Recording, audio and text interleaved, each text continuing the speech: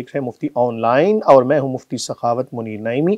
میرے ساتھ موجود ہیں جناب محترم قاری عطاء المنان صاحب، ان کے ساتھ موجود ہیں جناب محترم قاری محمد ارشد تہامی صاحب۔ ہمیشہ کی طرح آپ کی خدمت میں حاضر ہیں جناب، آپ کے جمیع سوالات کے جوابات لے کر۔ پروگرام کا باقاعدہ آغاز ہم تلاوت کلام پاک سے کریں گے۔ تلاوت کلام پاک کریں گے جناب قاری عطاء المنان صاحب۔ اعوذ باللہ من الشیطان الرجیم، بسم اللہ الرحمن الرحیم۔ ومن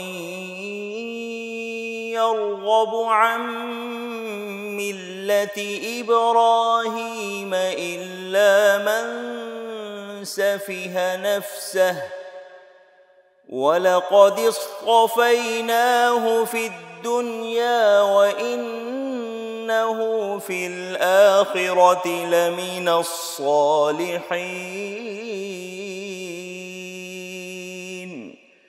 إذ قال له ربه أسلم قال أسلمت لرب العالمين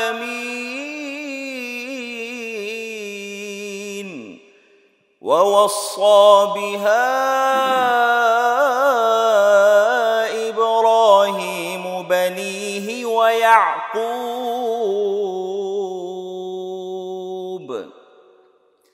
يا بني إن الله اصطفى لكم الدين فلا تموتن إلا وأنتم مسلمون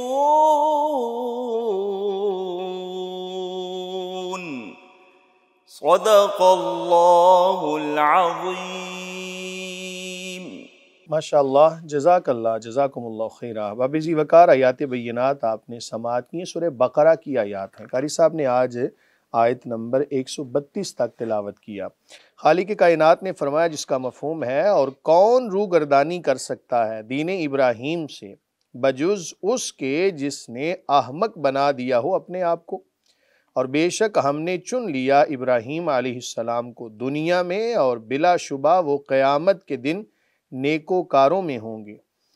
اور یاد کرو جب فرمایا اس کو اس کے رب نے، اے ابراہیم علیہ السلام گردن جھکا دو، عرض کی میں نے اپنی گردن جھکا دی سارے جہانوں کے پروردگار کے سامنے، اور وصیت کی اسی دین کی ابراہیم علیہ السلام نے اپنے بیٹوں کو، اور یعقوب علیہ السلام نے، اے میرے بچوں بے شک اللہ نے پسند فرمایا ہے تمہارے لیے یہی دین، سو تم ہرگز نہ مرنا مگر اس حال میں کہ تم مسلمان ہو۔ باب ذی وقار پہلی آیت کے اندر یہ فرمایا گیا کہ کون روگردانی کر سکتا ہے دین ابراہیم سے۔ دین ابراہیم عین فطرت کے مطابق، اور یہ وہ دین ہے کہ جس کو تقریباً تمام ادیان جو بھی جتنے بھی اس کائنات کے اندر دین ہیں سب کے سب حضرت ابراہیم علیہ السلام کے حوالے سے بڑا اچھا نظریہ رکھتے ہیں۔ شاید کوئی کریم آقا علیہ السلام کا انکار کر دے، لیکن حضرت ابراہیم علیہ السلام کی ملت پر ہونے کا سب دعویٰ کرتے ہیں۔ یہود سے پوچھیں، وہ بھی کہتے ہیں کہ ہم حضرت ابراہیم علیہ السلام کو ماننے والے ہیں۔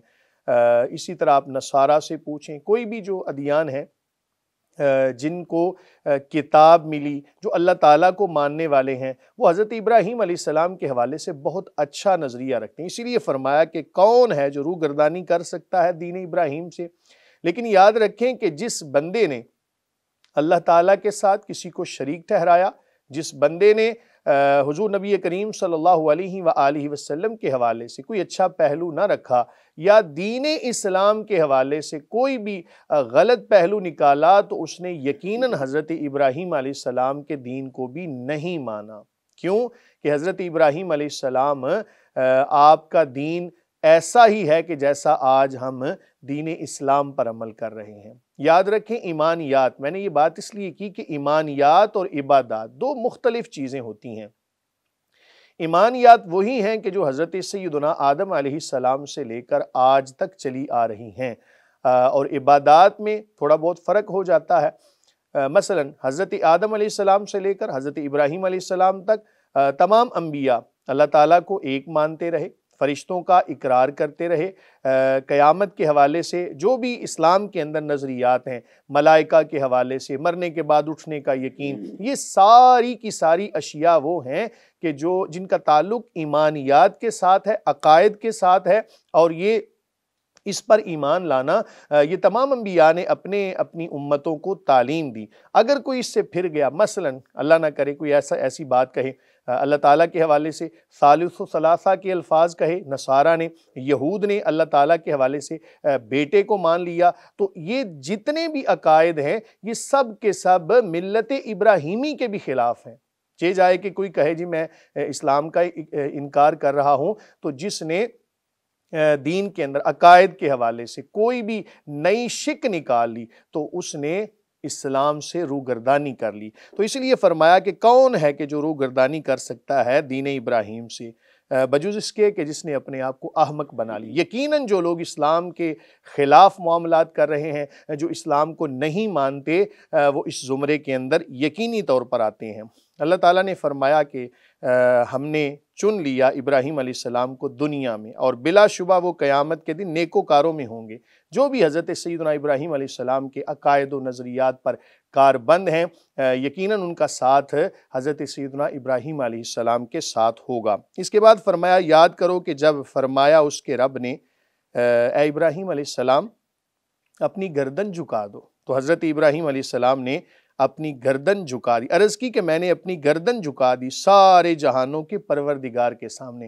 احباب وہ گردن جھکانا کیسا تھا؟ یقین مانے کہ حیرانگی والی بات ہے، اور بالکل جب بندہ اس بات کو پڑھتا ہے، سنتا ہے، تو اتنی حیرانگی ہوتی ہے کہ حضرت ابراہیم علیہ السلام نارے نمرود کے اندر پھینکے جا رہے تھے، اور حضرت جبریل امین علیہ السلام آ کے عرض کرتے ہیں کہ اے ابراہیم علیہ السلام کوئی درخواست ہو تو بتائیں۔ حضرت ابراہیم علیہ السلام نے خاموشی اختیار کی، صبر کیا، کہا کہ کیا میرا رب مجھے دیکھ نہیں رہا؟ کہا بالکل دیکھ رہا ہے، کوئی درخواست ہو، فرشتے عرض کر رہے ہیں، ابراہیم علیہ السلام آپ دعا ہی کر لیں۔ تو حضرت ابراہیم علیہ السلام فرماتے ہیں کہ جب میرا رب میری کیفیت کو، میرے معاملات کو دیکھ رہا ہے تو زبان کس وجہ سے کھولوں میں؟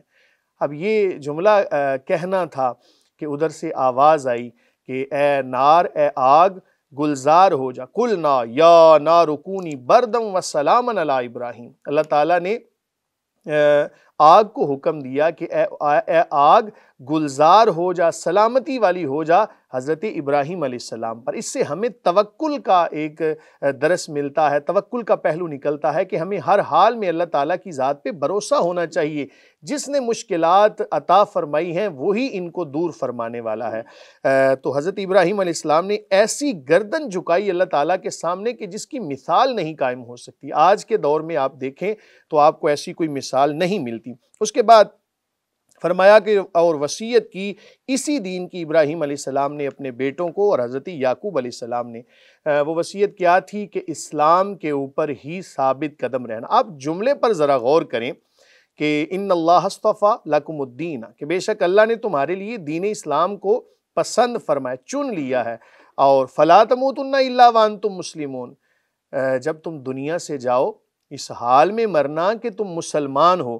اب یہ جملہ ایسا ہے جناب کہ کسی بندے کو بتائیں اپنے دنیا سے جانے کی خبر ہے، ایک لمحے کا بھروسہ نہیں کہ کب موت آ جائے۔ یہ جملہ ایسا تھا کہ ہر لمحہ تم نے دین اسلام کے اوپر کاربند رہنا ہے، کوئی بھی ایسی گھڑی نہ ہے۔ اور ظاہر ہے کہ کسی کو موت کا تو پتہ نہیں، تو جب موت کا پتہ نہیں تو پھر ہر وقت دین اسلام کے اوپر کاربند رہنے کا حکم ہے۔ اللہ تعالیٰ کی بارگاہ میں دعا ہے کہ خالق کائنات ہمیں قرآن مجید فرقان حمید کی تعلیمات کو سمجھنے، بیان کرنے اور ان پر صحیح معنوں میں عمل کرنے کی توفیق عطا فرمائے۔ پروگرام کے اگلے مرحلے کی جانب بڑھتے ہیں جناب۔ جیسا کہ آپ جانتے ہیں ہمارا اگلا مرحلہ حمد باری تعالیٰ پر مشتمل ہوتا ہے۔ اللہ تعالیٰ کی بارگاہ میں حمد و ثنا پیش کریں گے جناب محترم قاری محمد ارشد تہامی صاحب۔ میرے مولا تیرا ثانی نہیں سارے زمانے میں، میرے مولا تیرا ثانی نہیں سارے زمانے